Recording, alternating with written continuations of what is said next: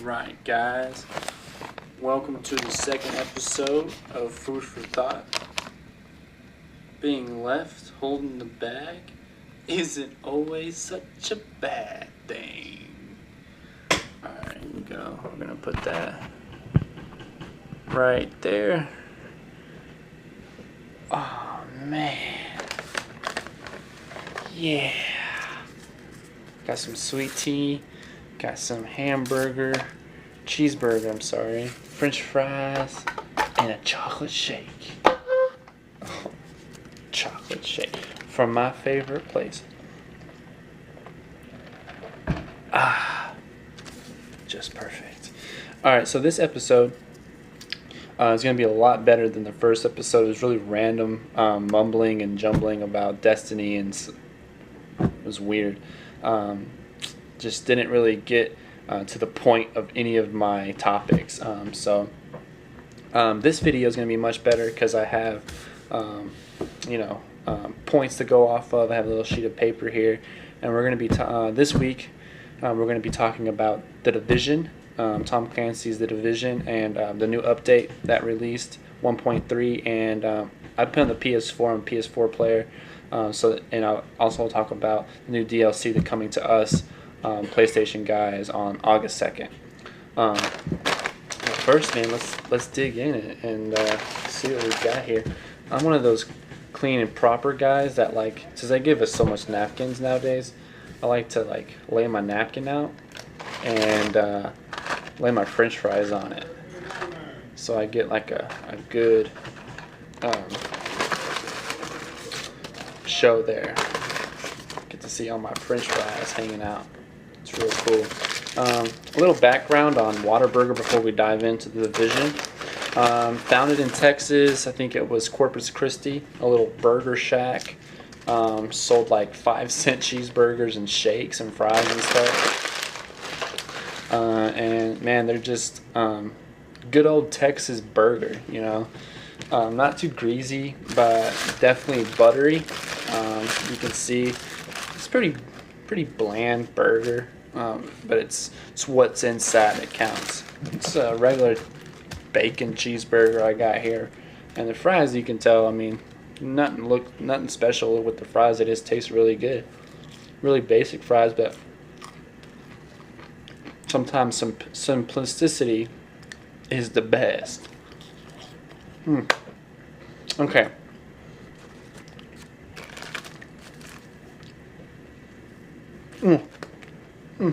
Really good. Okay. So, like I said,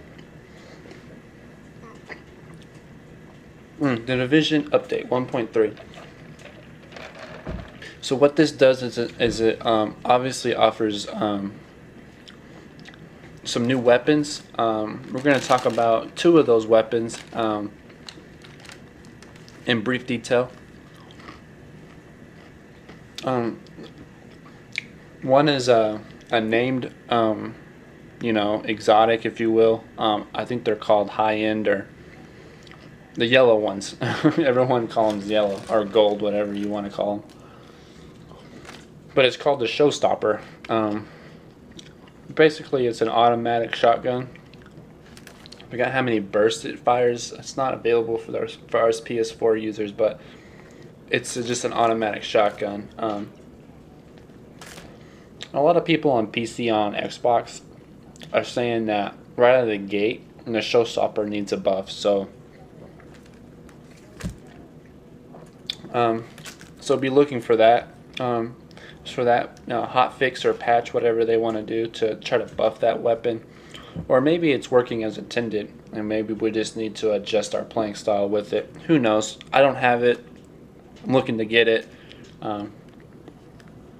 But yeah, that's that Showstopper. It's an automatic shotgun. Looks pretty beastly. And then we're going to talk about the G36 AR and the G36 Enhanced AR. I don't know what's the difference between the enhanced and the regular version. I don't know the difference, but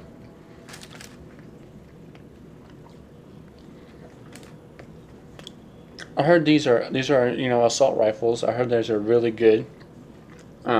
So good, in fact, that it's already. I mean, for us PS4 users, the update's only been out for a couple of days, and the gun's already received a nerf.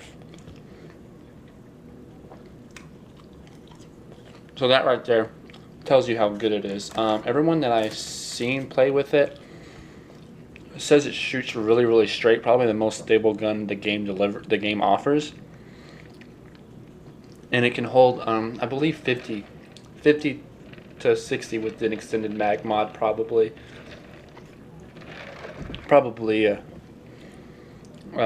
just a really solid weapon.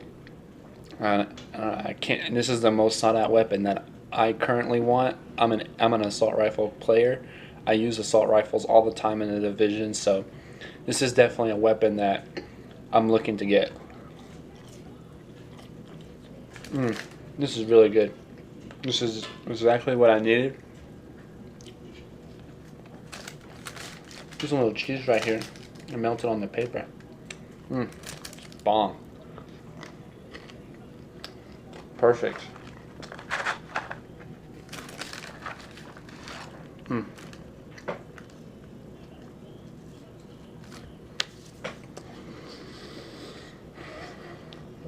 Okay, let's keep going here.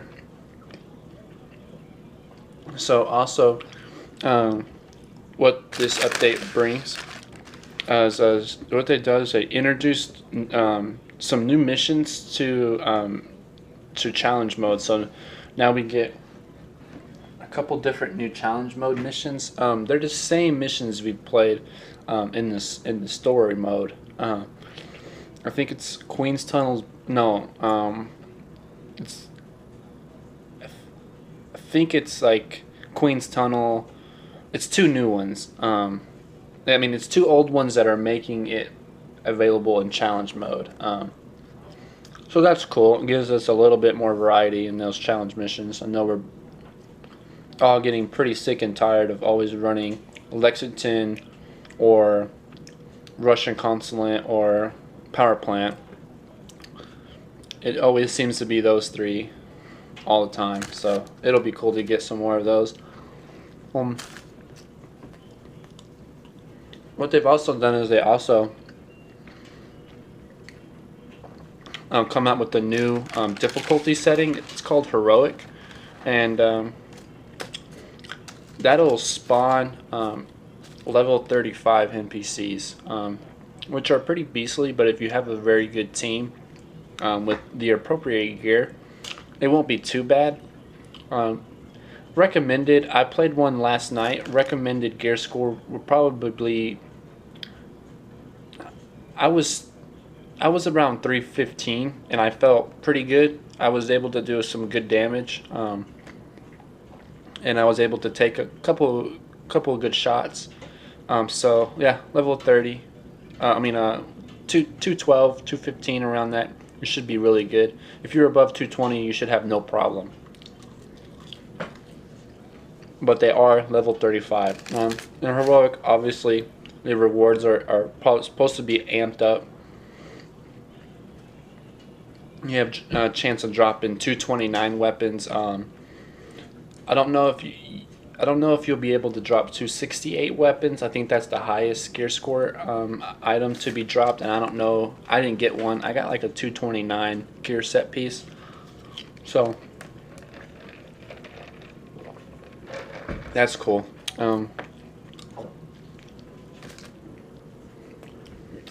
But also, I think it's pretty good for them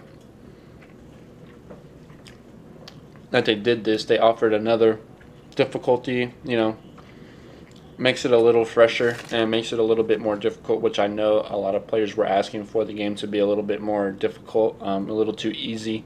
Heard a lot of those comments, just a little too easy, so that's good. Also, what they did, they added a new gear set. I added a couple new gear sets, but one available for everyone right now, even as PS4 players. It's called the Alpha Bridge. I don't know too much about this gear set. As briefly, it just says on the description, like, collect this gear set, and it's kind of like what I imagine it being is like imagine all like each gear set that's available now.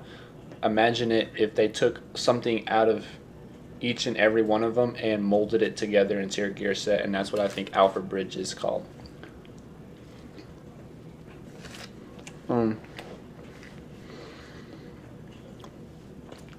Which is pretty cool. So also last night I played the Dark Zone. I was in there for about an hour, and the team that I ran with a team of 4. And we hit up a supply drop. It was very, very difficult. All of us died but one, the one that got, you know, luckily the guy that opened up the supply crate was because I liked how it works to where if you're a team of 4 and one guy on your team opens it, it drops the rewards for everybody. I think that's a really good feature. It makes it to where you feel like your hard work paid off, because I mean they're no joke. I mean, especially in the supply crates, if they're in the DZ 5 and 6 districts, I mean those NPCs are level 35 with max armor, so that's no joke. I mean, I'll dive into that a little bit later, but it was just no joke. It was really hard. And the drop I ended up getting when the supply crate opened was a 268 gear set piece. I was very happy about that. It dramatically bumped my overall DPS and my overall toughness. Dramatically increased it, so it was really cool. And then plus the obvious is that it bumped my gear score up pretty dramatically. I think 3 or 4 points, which was pretty cool.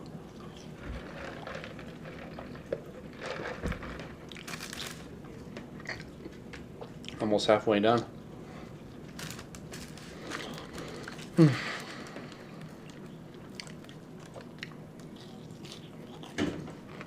Let's talk about something else. Since it's Ubisoft's 30th anniversary of making video games, what they did is they unlocked and made available some aesthetic outfits for us to wear if we choose so. Some of these outfits are really, really cool. I think they took some off of Tom Clancy's Siege, with that game that came out last year, Rainbow Six Siege, I think it's called. They took an outfit from there. They took an outfit from one other Tom Clancy game.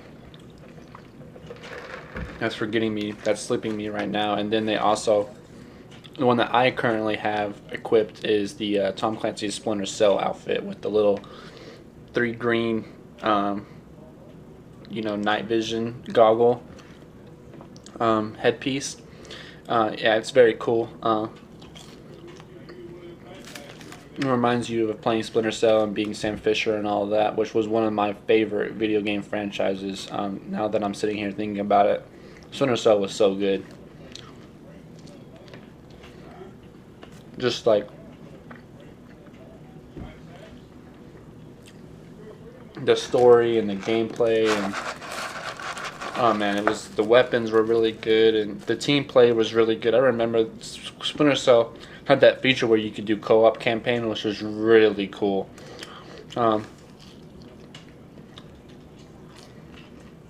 Made it super fun.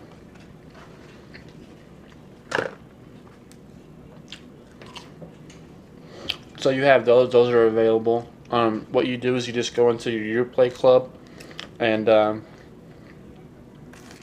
choose what outfit and then redeem it, and then you just go into your base of operations and it's in that special rewards vendor.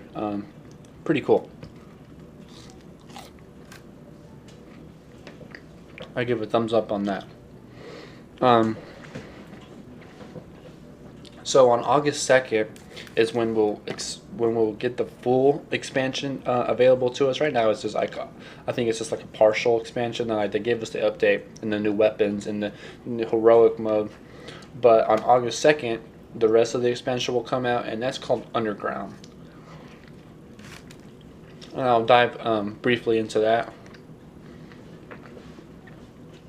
But what it is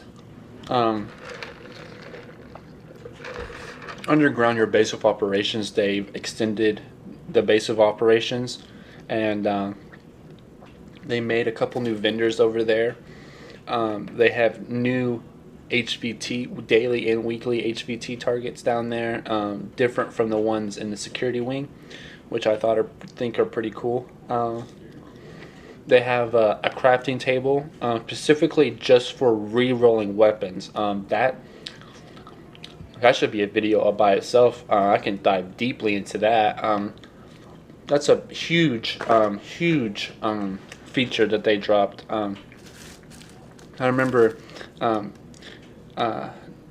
playing Destiny when you could re-roll your weapons at the gunsmith. Now you're able to do that. Now you're able to re-roll your weapon in Division. I do know that you can't replace all of your skills or talents, of that weapon. You can only choose up to one. But that's still pretty good. You can keep re-rolling that one talent till you get the one that you favor. So that's pretty good. To do that, you need Phoenix credits and a new thing called weapon kits. Weapon kits, pretty much. I picked up a couple of them last night. They can drop anywhere from any enemy. It's a complete random drop, just like a grenade or bullet or ammo or anything like that. It's the exact same thing. You can pick it up, free roaming. But it's just weapon. It's a so-called weapon kit, and I think it takes like 5 weapon kits to reroll a weapon. I could be dead wrong on that. Don't quote me. But it's nothing too crazy to reroll. I feel like that's a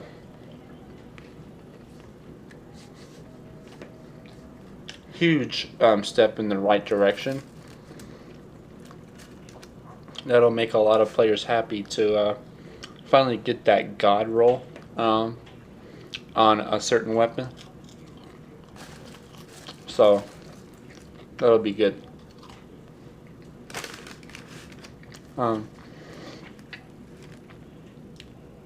Yeah, but let's talk about more down there in the underground. I'm done with the burger. Just finishing up these fries. The video's almost over. Man, what a day.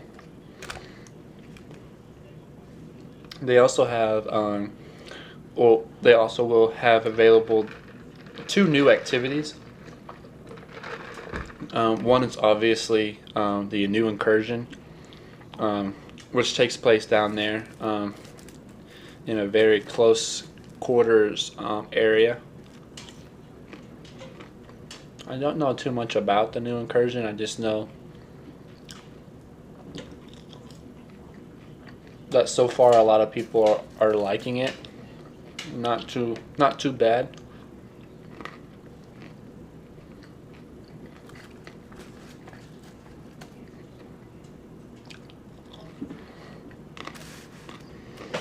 Other than the new incursion, they also have these things called underground assignments.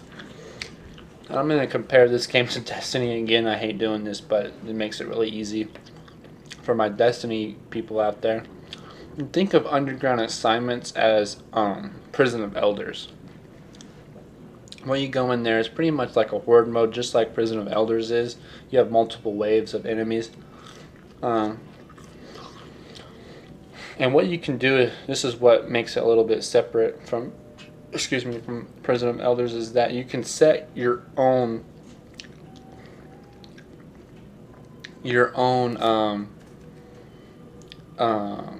burns or skills, or no, they're called skulls. I call them skulls because I'm such a Halo nerd, but your own skulls where you can set the table against you. You know, like have the enemies be like a lot of shotgunners, or only reload 50% of your ammo, or some. There's a lot of options that you can play with, but the more you stack the odds against you, and if you complete it, the better rewards drop. So the more you make it harder, the better the rewards. Which I think that's an awesome idea. I think that was really good idea of them to do.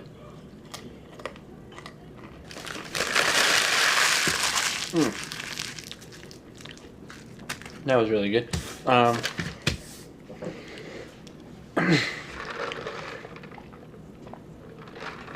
So, with all that being said, that's what the game offers in this new expansion called Underground. And so last night was the first time I played it. I played it, here and there, but maybe for like a mission at a time. Nothing extensive, but last night I played it pretty extensively. I played it for about, altogether, I would say for about 4 or 5 hours. And here's what I did not like about it. So what they did is they obviously changed the meta. The meta before 1.3 was obviously and apparently an SMG sniper kind of gear to have those equipped.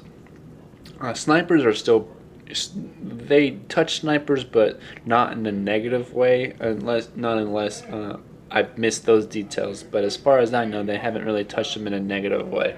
But what they did do is they did touch SMGs in a very negative way. I remember when I first logged on and checked out my SMG, my DPS damage dropped 23,000. And I'm running an AUG. Chocolate shake, by the way.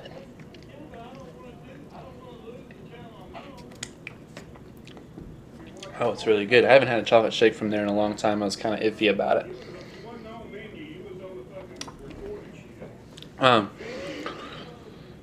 So that kind of bummed me out. That they changed. So, but I mean, I'm used to it now. Metas are the thing of video games nowadays. Everybody's doing it. It seems like. So SMGs are no longer. I mean, they're still valuable. I mean, you can still use them. They're just dramatically decreased in DPS, overall DPS. So I changed weapons. I'm now using like assault rifle and sniper, which is fine. I mean, I have good weapons of both of those classes. Also, so I did about an hour and a half, like I said, in the dark zone. And let me tell you, it was a hard time. Even with, we had a guy that was like 235. I was 222 at that time because I had gotten some good drops and some activities before I went in. And all of us were around the same gear score, around 220, and that one guy was 235. But we went straight into DZ 5 and 6. And let me tell you, killing a named NPC in the dark zone takes way too long. I mean, it's crazy how bad that is. Here's the thing. So when you go in 5 and 6, every enemy, every NPC, doesn't matter who it is, Riker, LMB, whoever it is, they're all level 35. Every one of them. And especially the bosses, they have the max amount of armor that an NPC can have. And just try to imagine me pumping, or every single one of our teammates pumping every bullet we have in the clip and just taking away one of those armor, those white little boxes that you see in the armor, one of those. That was disgusting. It took us about a good 25 to 30 minutes to try to take out one boss. It was really, really bad. Um, I had to. I had no bullets. I was completely out of ammo before after the fight was over, and I mean, yeah, I got a good drop, but it just took way too long. Here's my solution that I have that, and of course, this is just my opinion. So, take that how it is. I'm not too smart. Kind of retarded, actually. Actually, no, I'm not retarded. I'm really smart. Yeah. But here's my solution. I would change the boss to be elite, with more armor, and up to only two henchmen, like his little bodyguards that always stick near the boss, have the same and be level 35. Like, have 3 guys in a boss fight be level 35 with max armor. That's fine. But everyone else surrounding that fight, let them be veterans. Now, the elites are the yellow bars, and with the max armor, they're very, very tough to take down, and especially because they're level 35. But hear me out. If everyone else in that fight was a level 34 or lower, excuse me, and let them be veterans, have the purple bars, it would make the encounter more breathable, more comfortable. And I know that they wanted to make this game harder than it was, but that's crazy hard. I mean, for a guy to be that well leveled, I mean, he's almost max level, 235, and for him to be having that much of a hard time, it's just not called for. Well, I think that wraps it up. I think I'm done with this food for thought.